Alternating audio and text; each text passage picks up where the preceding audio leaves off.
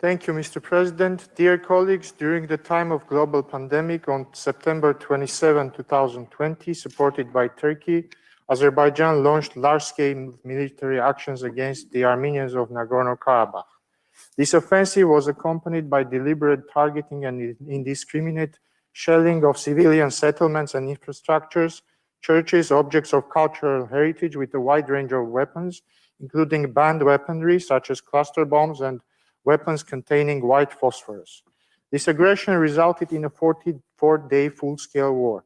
The people of Nagorno-Karabakh were attacked not only by the Azeri armed forces, but also mercenaries and foreign terrorist fighters deployed by Turkey to the conflict zone from the Middle East. This fact has been reported by the leaders and state security agencies of France, Russia, and the United States, international media, human rights watchdogs. This war saw most vicious war crimes and crimes against humanity committed by Azerbaijani armed forces and their terrorist allies. Numerous photos and videos have been released from Azerbaijani social media sources illustrating violence and ill treatment towards the Armenian prisoners of war and their executions, brutal beheadings, and mutilations of corpses. The captured foreign terrorist fighters confessed that they were deployed from the Turkish-occupied northern Syria to kill Armenian infidels, and that they were promised an additional sum for each beheading. These war crimes are the logical continuation of the hate policy against ethnic Armenians that bears systemic nature in Azerbaijan. Today, after the military hostilities have stopped, the most urgent humanitarian issue is the release and repatriation of the Armenian prisoners of war captured by Azerbaijan.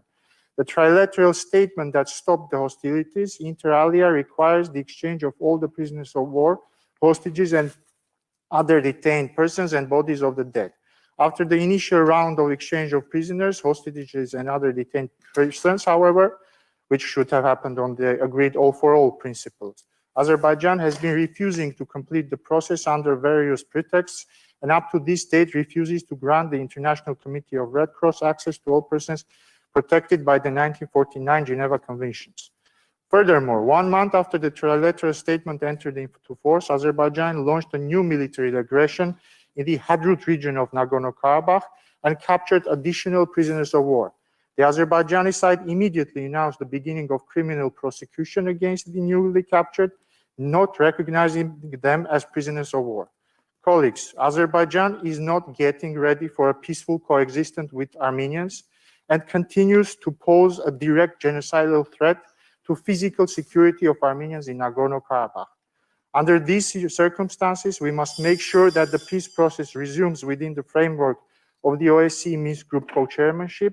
The further political solution to the status of Nagorno-Karabakh on the basis of self-determination is vital for the whole region.